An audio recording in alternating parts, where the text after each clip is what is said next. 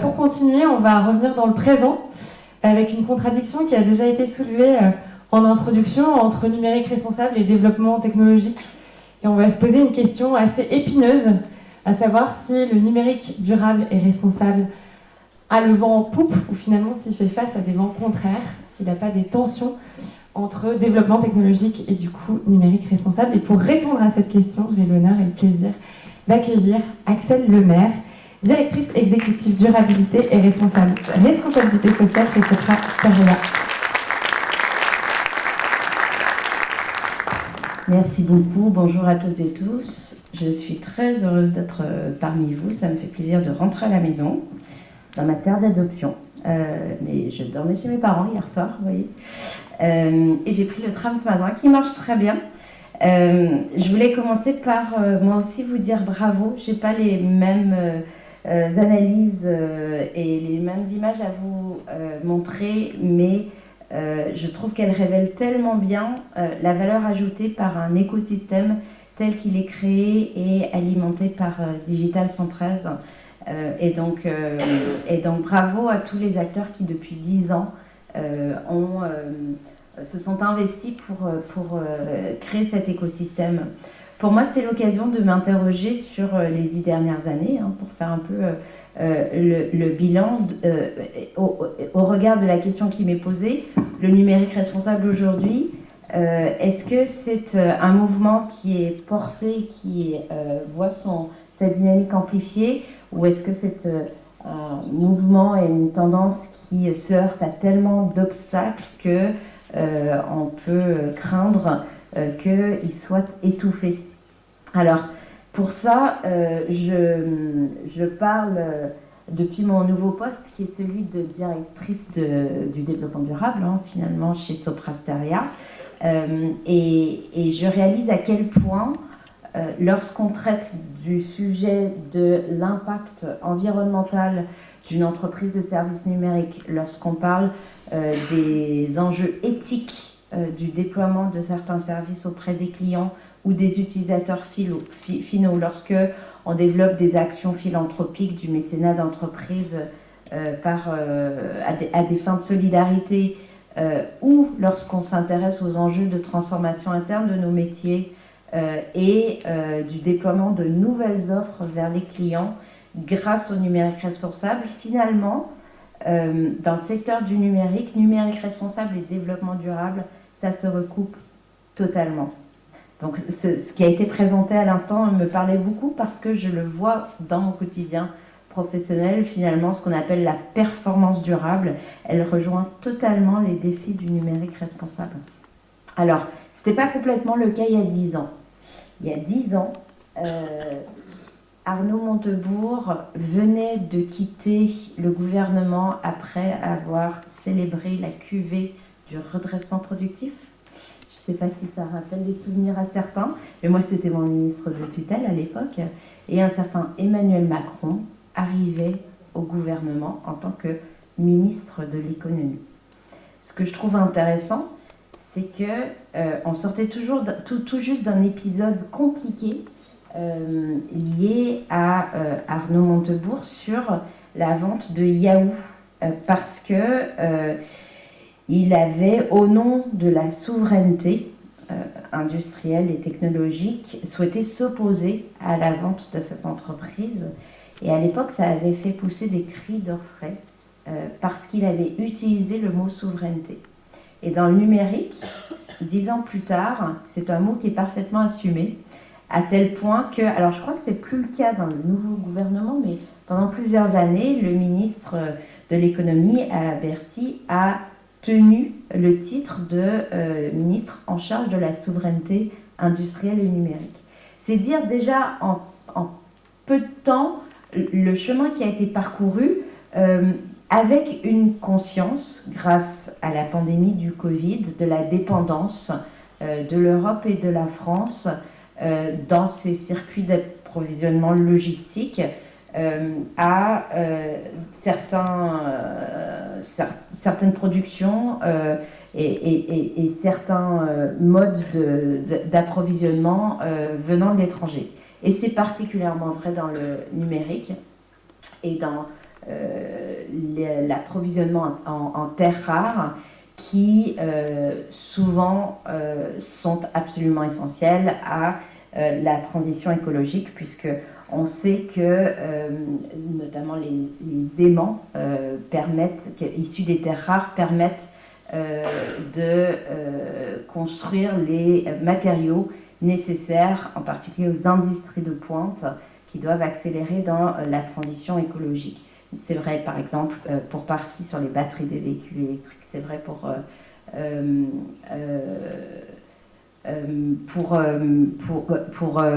les éoliennes, enfin certaines éoliennes, etc. Donc cette prise de conscience, elle a été très rapide en l'espace de quelques années. Grâce à la pandémie, on s'est rendu compte que les technologies bas carbone dépendaient des terres rares, que 90% de la production des réserves de terres rares se situaient en gros en Chine, au Vietnam et au Brésil, et que l'Union européenne était dépendante à 98% pour sa consommation intérieure des terres rares provenant de Chine. Ça, c'était un point de rappel sur ce qui a évolué. 2014, c'était aussi un an avant la COP21.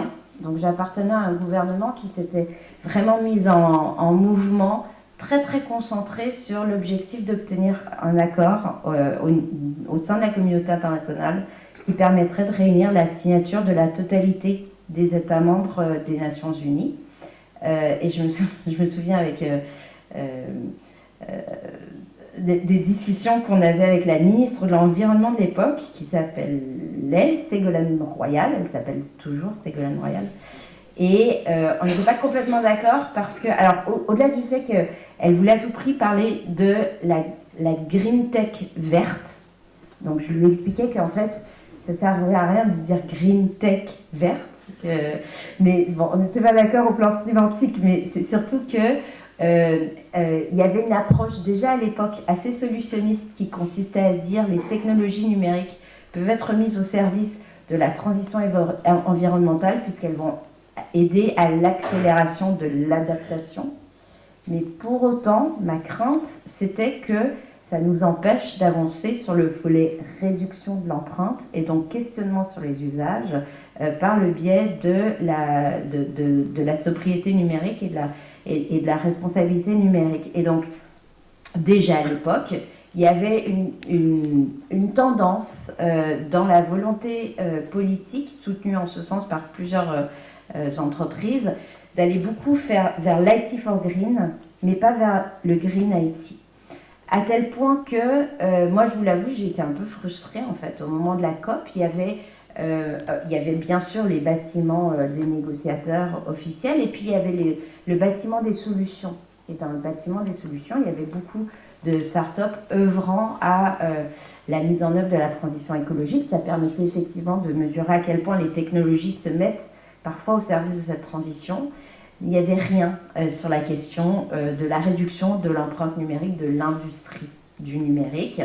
Je pense que j'ai perdu une certaine naïveté sur ces sujets. Je pense que déjà à l'époque, le lobby des très grandes entreprises technologiques était suffisant pour faire croire que le numérique s'était éthéré, n'est-ce pas, et qu'on était sur la captation de l'imagination et des idées, mais pas sur du hardware et sur des produits conçus, des réseaux et des infrastructures de telle manière qu'elles avaient un impact environnemental et social, dans une certaine mesure, important. Je me souviens, alors du coup c'était compliqué à l'époque de faire le lien entre le numérique et l'environnement, surtout depuis Bercy, depuis le ministère de l'économie. J'ai essayé de le faire, j'ai pas réussi. Je le dis en toute modestie, j'ai porté une loi devant le Parlement qui s'appelait la loi pour une République numérique. Cette loi ne parle pas d'environnement et je vous assure, c'est pas faute d'avoir essayé. Et même obtenir le fait que le Parlement aurait à rendre un rapport sur le sujet pour accélérer l'éveil des consciences, la montée en compétence des décideurs publics et privés, comme ça a été fait quelques années plus tard d'ailleurs, C'était pas mûr à l'époque et c'était pas possible. Et si je me permets de vous raconter ça, c'est parce que, mais quelle importance des acteurs d'un écosystème comme Digital 113, vraiment j'en témoigne à titre personnel, pour que vous ne sous-estimiez pas le rôle que vous jouez de précurseur, de poisson pilote, d'avant-gardiste, lorsque la machine politico-économico-institutionnelle ne suit pas tout de suite et pas assez vite. Donc ce rôle, il a été très important dans les 10 dernières années, il sera très important dans les 10 prochaines années. Alors, au fond, quand je fais le constat des évolutions très rapides, avec des prises de conscience saines, une capacité de mesure augmentée, etc., je me dis finalement, il y a quand même du positif aujourd'hui. Mais ce positif, il a été accéléré par les conjonctures et par les événements, en fait. Alors, semble-t-il eux-mêmes accélérés par les évolutions de la planète. Mais franchement, il n'y aurait pas eu la pandémie et il n'y aurait pas eu l'invasion de l'Ukraine par la Russie, je ne suis pas certaine qu'il y aurait eu une accélération sur les sujets liés à la durabilité. J'en viens au vent contraire. Si vous me demandez quel est mon sentiment aujourd'hui, je suis préoccupée. Et dans la balance, j'ai l'impression que les vents contraires soufflent plus fort que le vent en poupe. Je vais faire un sondage rapide sur le sujet du numérique responsable en France et en Europe, qui considèrent que la dynamique est positive que nous avons, puisque je crois que c'est une communauté, le vent en poupe. Levez la main. Ah ouais. Qui considèrent que les vents sont contraires. Ok. Donc c'est intéressant. Très large majorité considère que les vents sont contraires. Finalement, on s'accorde sur ce point, ce qui veut dire que face à cette lucidité et la conscience de la gravité de la situation, il faut redoubler d'efforts pour l'avenir. Si vous êtes ici, c'est que vous êtes des optimistes de l'action, comme moi, et donc cela ne doit pas nous décourager. Mais ce que je constate aujourd'hui, dans les domaines que je suis amenée à superviser autour du développement durable, mais encore une fois avec des conséquences assez concrètes sur le champ du numérique responsable, c'est le SG bashing. J'aime pas les anglicismes, donc c'est vraiment le SG bashing, la critique facile des politiques menées par les États et les entreprises en matière de développement durable. Alors, c'est un retournement de situation, parce que j'ai rappelé, il y a eu l'accord de Paris, il y a eu le cadre mondial sur la biodiversité de Kunming-Montréal, il y a eu bien sûr le Green Deal de la Commission européenne qui a joué un rôle très important avec certains de ces textes, et notamment, j'y reviendrai, la taxonomie et la CSRD, mais aussi la directive sur le devoir de vigilance. Et puis, il y a eu l'invasion russe en Ukraine avec une série d'effets dominos, une augmentation des coûts de l'énergie, une hausse de l'inflation, une hausse des taux d'intérêt, une baisse des investissements dans la transition bas carbone. Pourquoi ? Parce que cette transition énergétique nécessaire, elle est très capitalistique, elle repose beaucoup sur les subventions publiques. Il y a eu des appréhensions, de fait, avec raison, puisque ces subventions maintenant vont diminuer. Et donc il y a eu, du fait de ce contexte géopolitique, un coup d'arrêt à la dynamique favorable dans les investissements. Tout ça dans un contexte de surendettement des États, je ne vous fais pas un dessin, et d'une Union européenne qui a décidé de siffler la fin de la récréation, puisque le traité de Maastricht est de nouveau en vigueur avec ses principes de rigueur budgétaire depuis janvier cette année. Étant entendu que les fonds ESG, qui étaient quand même dans une optique fructueuse, on va dire, pour mettre la lumière sur le nécessaire financement de la transition, ont reculé eux-mêmes. Vous avez vu, alors pour ceux qui l'ont cru un moment, des fonds comme BlackRock aux États-Unis cette année et d'autres se retirer du soutien à des résolutions C'est on Climate au moment des assemblées générales des entreprises et être très influencés par les tendances d'une certaine politique aux États-Unis. Et en fait, ma crainte, c'est que ce vent contraire qui vient des États-Unis sur le ESG bashing, il traverse l'Atlantique. Et on le sent venir, et on l'entend venir, et on le voit déjà.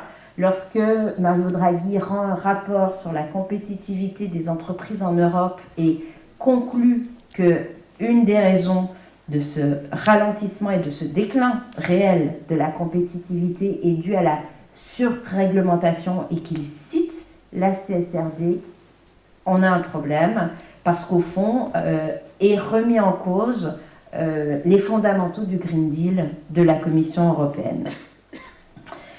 Alors, j'ai déjà vu ça. Je l'ai vu sur les sujets d'accessibilité numérique, lorsqu'il s'est agi d'introduire des dispositions beaucoup plus contraignantes sur l'accessibilité. Malheureusement, ça a été vécu par beaucoup.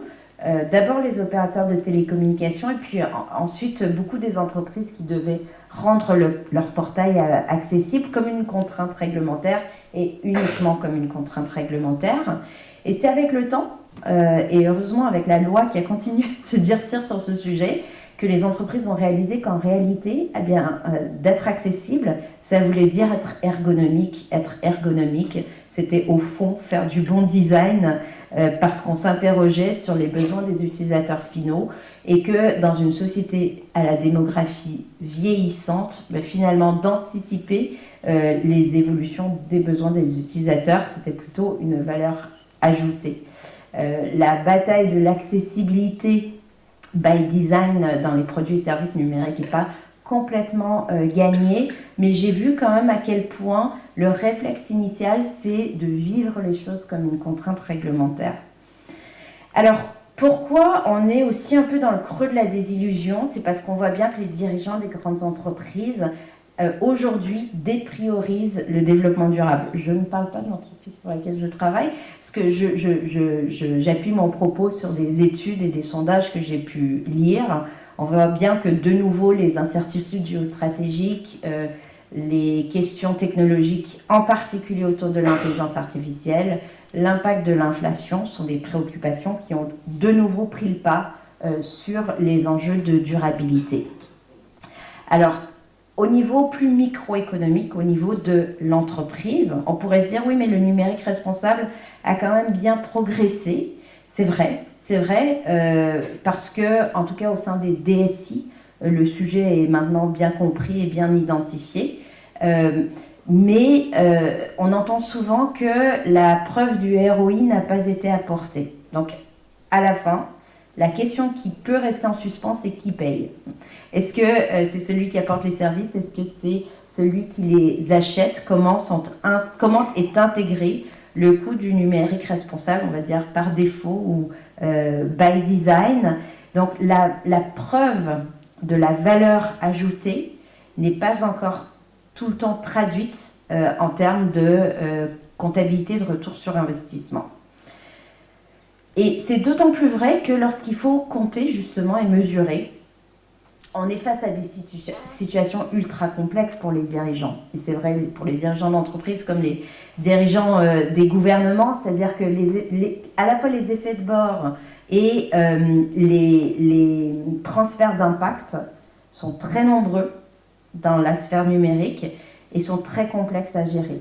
On le voit sur la gestion des data centers, lorsqu'un grand fournisseur de cloud dit « Ok, donc pour réduire l'empreinte énergétique, je vais faire appel à des systèmes de refroidissement par évaporation », on transfère l'impact carbone vers l'impact sur les ressources en eau. Et ça suppose d'abord de savoir bien mesurer ces impacts pour éclairer les décisions et d'anticiper dans la prise de décision les impacts futurs et de savoir prendre les décisions au niveau très local en fait. de ne pas avoir des politiques et des stratégies macro applicables à l'ensemble des pays, mais d'adapter les situations vraiment au niveau local. Alors, ma liste de vents contraires est longue, hein. Je ne veux pas trop vous plomber, mais je me suis dit, allez, j'y vais, on partage, et puis après on débriefera en psychanalyse. Dans les vents contraires, il y a aussi l'IA. Alors, aujourd'hui, je la place dans les vents contraires. Oui, il y a un potentiel réel, mais je pressens que l'IA peut être au numérique ce que le pétrole a été à nos économies. Donc, on a mis 150 ans à créer une dépendance et puis il nous en reste plus que 30 pour entrer dans une économie décarbonée. Ça serait quand même dommage, alors qu'on sait ça pour le pétrole, qu'on fasse la même chose avec l'IA. On est quand même bien parti pour. Vous avez vu comme moi que la nouvelle de la semaine, c'est la levée de fonds d'OpenAI. On est sur une valo à 157 milliards de dollars. Je ne sais pas si vous réalisez de quoi on parle. Et donc, qu'est-ce qu'il y a derrière ça? On va se dire une chose très franchement. Ça a un mot. Alors peut-être avec une dimension très morale, mais ça a un mot. C'est la cupidité.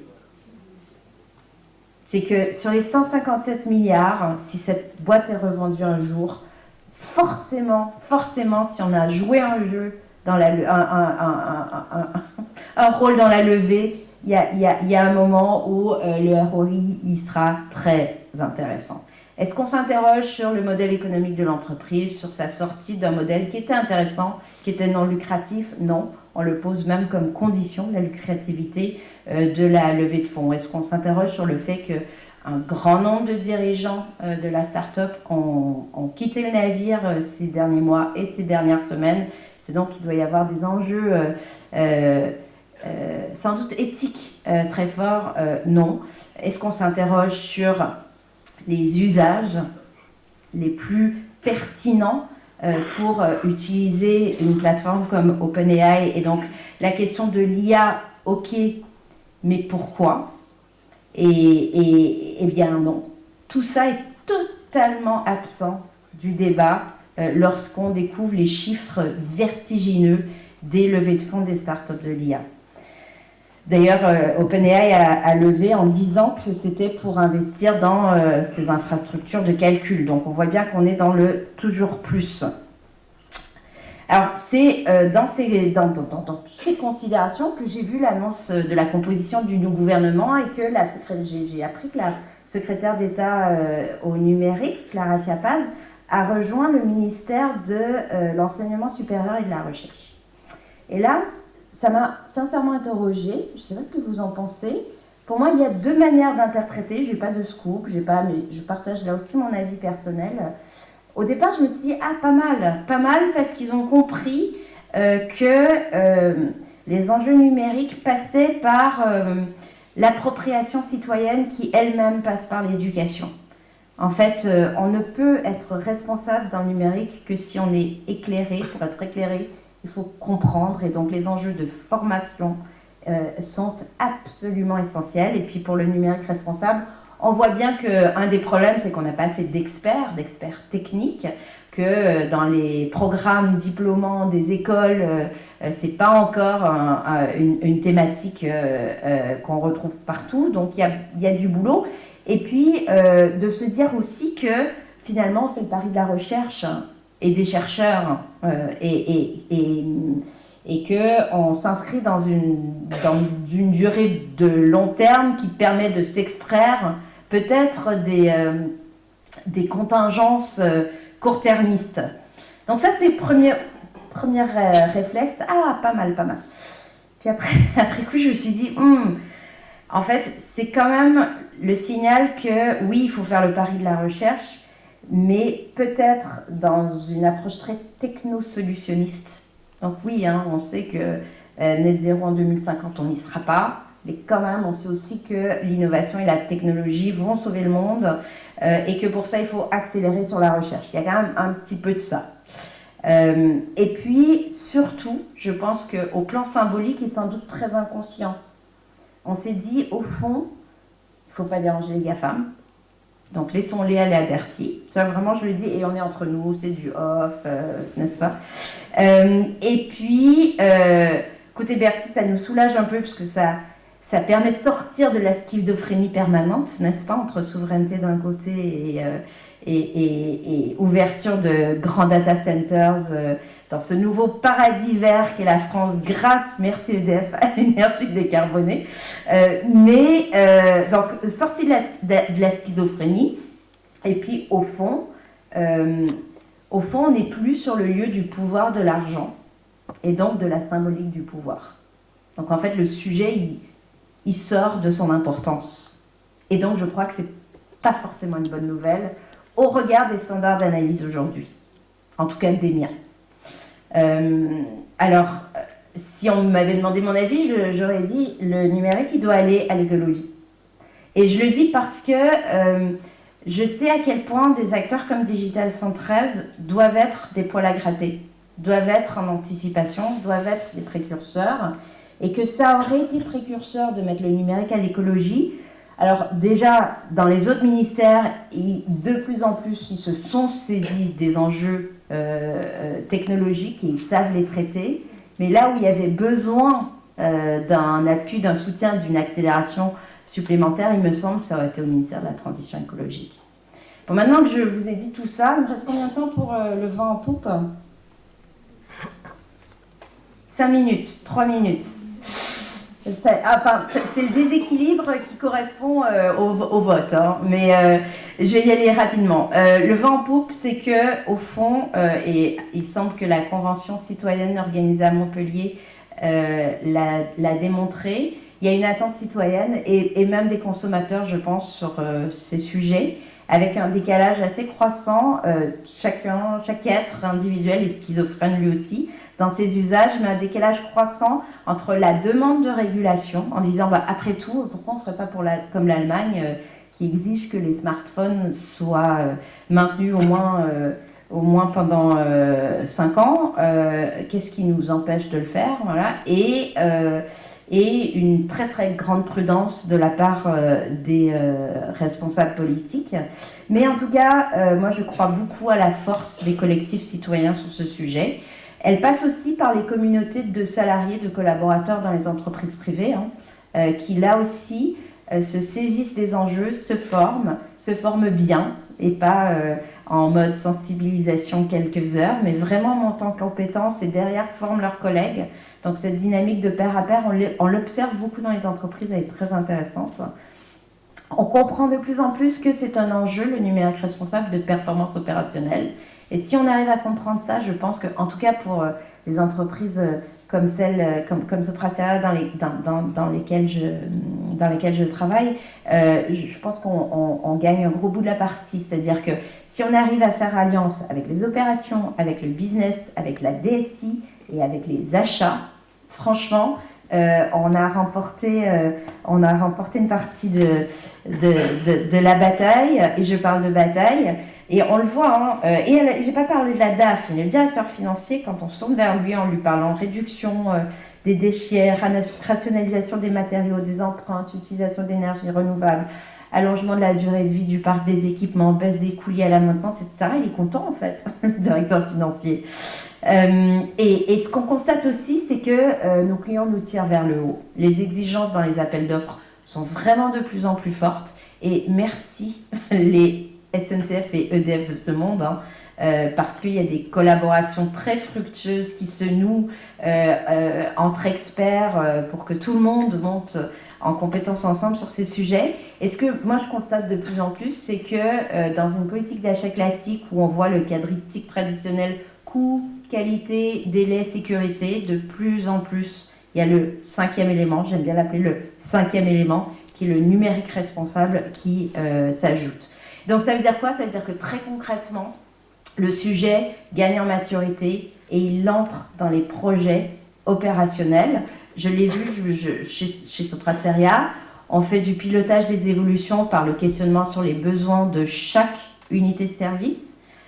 On suit la maturité des conceptions des codes, on suit la consommation des infrastructures de cloud, on essaie de développer des chartes graphiques éco-conçues dès le départ. Donc tout ça sont des bonnes pratiques qui petit à petit s'ancrent dans le quotidien des professionnels. Et alors maintenant je défocus pour revenir au plan plutôt macro et européen.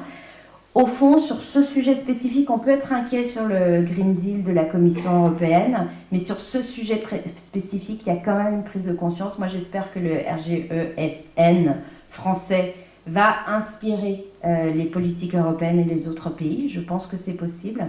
Je pense qu'on assiste à des travaux, on observe des travaux de standardisation hyper intéressants, et notamment menés par Carbon 4 et le Shift Project, mais aussi bien sûr par l'Institut du numérique responsable, l'AFNOR, les ministères, l'UNESCO et j'en passe. Donc on voit, cette dynamique, elle est réelle, elle est très positive. Et puis,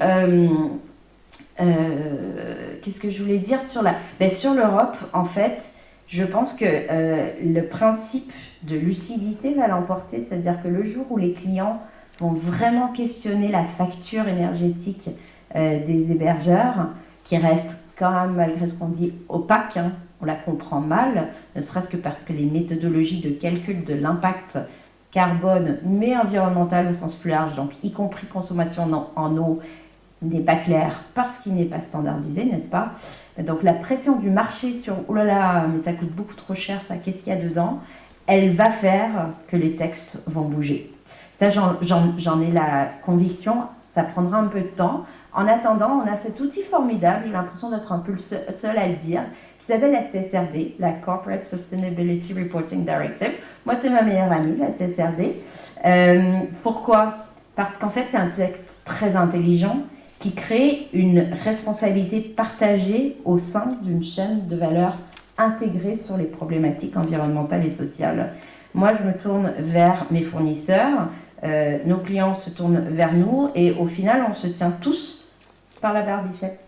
La barbichette, elle est faite en data, et on voit bien qu'on va entrer dans l'ère de l'information extra-financière, j'aime mieux dire de durabilité, parce qu'elle existe par elle-même, pas uniquement face à l'information financière, l'information de durabilité, tous ces data points, tous les tags dans les textes qui permettent d'appliquer la réglementation nous font entrer dans l'ère financière et comptable de la durabilité.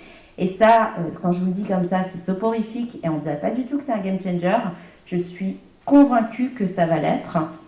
Ça va l'être grâce aussi, et je l'ai déjà dit, à nos clients qui aussi dans le B2B peuvent être des consommateurs. Voilà ce que je voulais vous dire. Alors avant de vous quitter, j'ai regardé les noms des vents dans la région. C'est tellement beau, c'est poétique et je ne les connaissais pas. Il y a l'Agueil, il y a l'Albe, il y a l'Autan blanc, il y a l'Autan noir, il y a l'Aquilon, il y a le Cerce. Et alors tout ça sont des vents qui peuvent être chauds, secs et doux, ou qui peuvent être des vents très très contraires. Celui qu'on connaît bien, en tout cas que je connais plus, c'est la tramontane. Hein. Et tout ça pour vous dire que, au fond, on se sent impuissant par rapport à la force du vent, et qu'aujourd'hui on est à un tournant. C'est-à-dire qu'on voit bien qu'il faut savoir où on veut aller. C'est pour ça que j'adore ce proverbe qui dit « À navire rompu, tous les vents sont contraires ». Donc, concrètement, ça veut dire que quand on ne sait pas où aller, il n'y a pas de vent favorable pour un navire. Tous les vents sont défavorables. Donc en fait, commençons par ensemble, de manière collective et démocratique, en passant par le débat citoyen, savoir où on veut aller pour essayer de diminuer les vents contraires. Merci.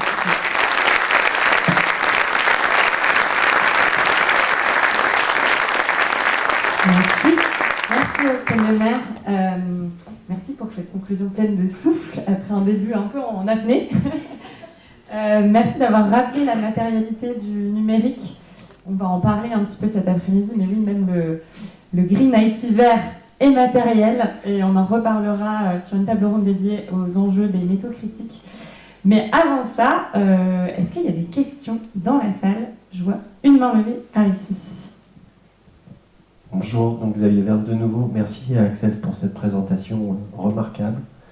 Peut-être une remarque et une question. La remarque très courte, c'est en sociologie d'action publique, en fait, on s'aperçoit que depuis 150 ans, les très grandes entreprises et les multinationales cherchent à minimiser les réglementations environnementales. Et on l'a vu ces dernières années, l'État a du mal à demander des contreparties aux grandes entreprises quand il finance, que ce soit à travers le Green Deal, qui a déversé beaucoup d'argent dans les grandes entreprises. Donc qu'est-ce qui coince? Donc je questionne plutôt votre passé politique. Qu'est-ce qui coince pour exiger des contreparties? On vous donne de l'argent, par contre on attend en retour, alors si ce n'est des résultats tangibles, immédiats, mais au moins une trajectoire et du pilotage qu'on avance dans la bonne direction. Je ne sais pas si ma question est claire, mais voilà.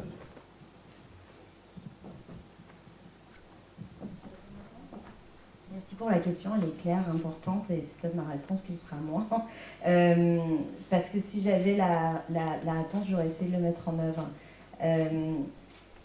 Ce qui coince, c'est pas forcément des comportements d'acteurs intéressés uniquement par la recherche de lucrativité. Ce qui coince, c'est la crainte de l'impact sur l'activité économique en France versus dans d'autres pays où dans un monde ouvert où la concurrence est féroce, et bien lorsque il est demandé à des entreprises situées en France de faire plus d'efforts à court terme dans un domaine par rapport à des concurrents, c'est vécu comme une contrainte. Et donc l'argument de l'emploi, il est très réel en ce sens qu'il entre directement dans les discussions sur ces sujets. Et donc si on devait transférer sur un autre domaine d'activité, je ne sais pas, les laboratoires pharmaceutiques, où on voit bien que ce débat public est très animé, eh bien, il reste quelques labos français et européens qui bénéficient de beaucoup de subventions ou de niches fiscales par des crédits d'impôt et autres, ce qui, pour partie, a permis de préserver l'emploi en France, et notamment des emplois à haute valeur ajoutée dans la recherche et le développement, et je pense à la région Rhône-Alpes en particulier. C'est très polluant comme industrie. Est-ce que ce type de subvention n'aurait pas dû aider à accélérer la transition écologique de l'industrie pharmaceutique dans le bassin du Rhône? Oui. Donc pourquoi ça n'a pas été fait? Parce qu'il y a ce sujet de... Alors, le chantage à l'emploi, c'est une réalité. Il y a vraiment des emplois derrière. Et donc des arbitrages financiers de court terme qui doivent être faits, notamment pour les entreprises cotées, parce qu'on sait bien que la valeur de l'action est déterminée aussi par la capacité à toucher des financements. Quoi d'autre? Je pense qu'il y a une forme de déconnexion de la part, cette fois, des organisateurs de la chose publique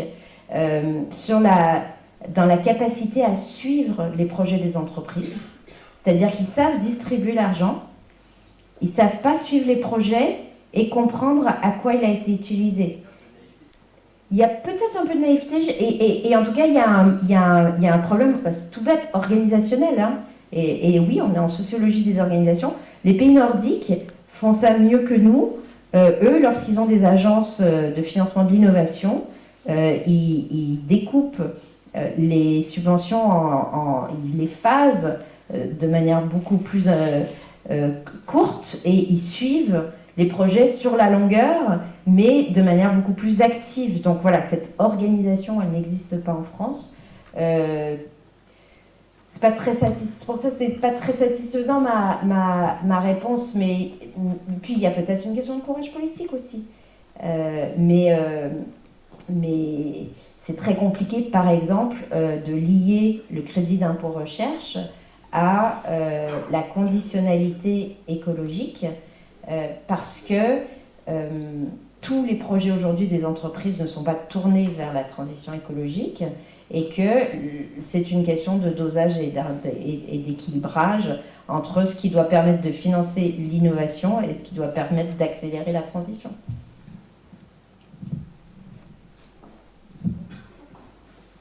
Merci beaucoup. Vous avez évoqué la nouvelle de la semaine qui est cette levée de fonds colossale pour une valorisation à 157 milliards de dollars. Je crois qu'à ce stade-là, je ne sais même pas si c'est utile de mentionner des chiffres, tellement c'est déconnecté des réalités, y compris des réalités économiques finalement. La question que je me pose, c'est que vous avez utilisé le terme cupidité, qui est tout à fait juste. Moi, j'utiliserais aussi le terme de bulle, c'est-à-dire qu'on se dirige là un peu sur un phénomène de bulle comme on en a connu dans le passé, y compris autour d'Internet.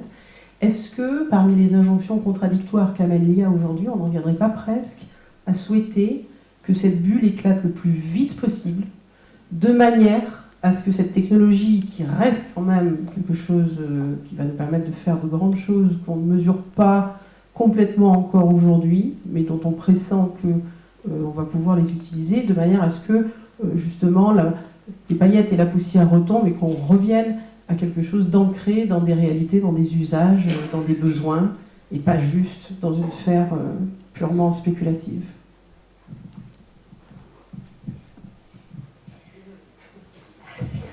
C'est pas facile aux questions. Donc je partage le constat de cette déconnexion absolue de la réalité économique. Moi je vois, je travaille pour une entreprise dont le chiffre d'affaires est de 4,8 milliards d'euros par an. Nous sommes 56 000 collaborateurs qui travaillent très très très dur tous les jours. Quand je compare les valos, et que si on s'interrogeait sur la réalité des emplois créés et de l'impact, donc si vraiment on prenait les lunettes du ROI d'impact, retour sur investissement et impact, la bulle elle éclaterait très très très très vite. Honnêtement, je ne suis pas assez experte financière pour savoir mesurer les conséquences, cette fois économiques, d'un éclatement d'une bulle à New York.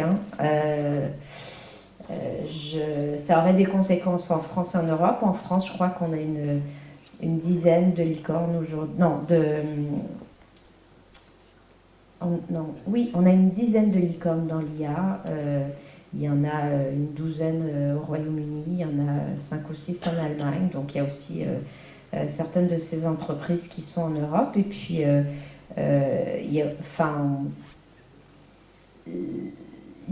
l'enjeu, c'est qu'elles puissent se financer en Europe aussi pour un enjeu de maîtrise souveraine des technologies, mais peut-être justement avec un peu plus de conditionnalité. Mais c'est pas le chemin qui est pris, voilà. Honnêtement, à la question est-ce qu'il faut espérer un éclatement de la bulle, je sais pas répondre. Enfin, j'ai mon avis très intime et très personnel, mais je suis pas sûre que ça apporte beaucoup de débat. Mais discuter, j'espère ce matin et dans la journée.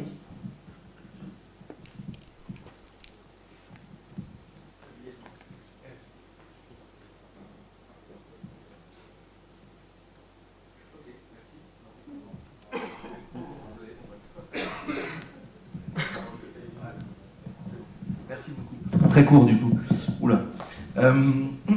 Parmi les vents contraires, je sens que vous avez cité, en gros, qui rappelle aussi qu'on a parlé de Xavier tout à l'heure, une montée des conservatismes qui finalement nous impose de regarder les problèmes du 21e siècle avec les lunettes du 20e, ce qui est un problème. Donc, je me demande si aussi, finalement, l'un des vents favorables serait la facture énergétique, précisément, puisque il me semble avoir lu un article il y a quelques temps de ça, sur Google qui s'inquiétait de la montée de ses factures énergétiques à cause du développement de l'IA. Ça coûte aussi du coup très très cher en consommation.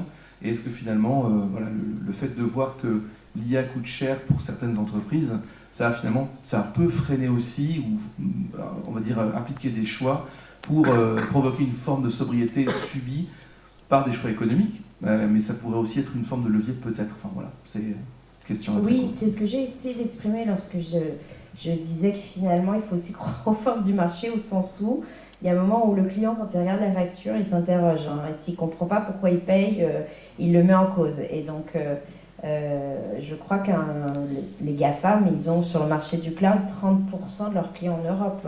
Donc, si 30% de leurs clients se tournent vers eux en disant qu'on ne comprend pas la facture, donc il y a un enjeu de transparence et de standardisation sur les méthodes de calcul de la réalité des impacts des data centers qui est immense. Et oui, quelque part, la raison va revenir, je crois, du fait de la pression sur les coûts. Et oui, il y a besoin d'investissement dans ce domaine, pas uniquement pour acheter plus d'infrastructures, mais pour essayer d'améliorer l'empreinte des infrastructures. Et puis la recherche et le développement, pour le coup, offre des perspectives hyper intéressantes de cryptage, on appelle ça, j'oublie. Donc oui, je pense qu'il va y avoir une forme de retour à la raison. Et donc, j'en reviens à la question de la bulle. Je suis pas certaine qu'il y aura une bulle financière. Je pense qu'il va y avoir un retour de marché lorsqu'on constatera que les cas d'usage sont plus limités que ce qu'on comprend, oui, ça permet des gains de production, mais que ça a ses limites, et que oui, l'IA peut avoir un potentiel extraordinaire sur certains cas très identifiés, notamment justement dans la sphère industrielle et la connaissance scientifique nécessaire pour faire progresser la santé et la science des matériaux, etc. Mais je pense qu'on est encore dans une forme d'emballement et de découverte à cause du coup de génie marketing d'OpenAI, et il va y avoir une forme de retour à la raison.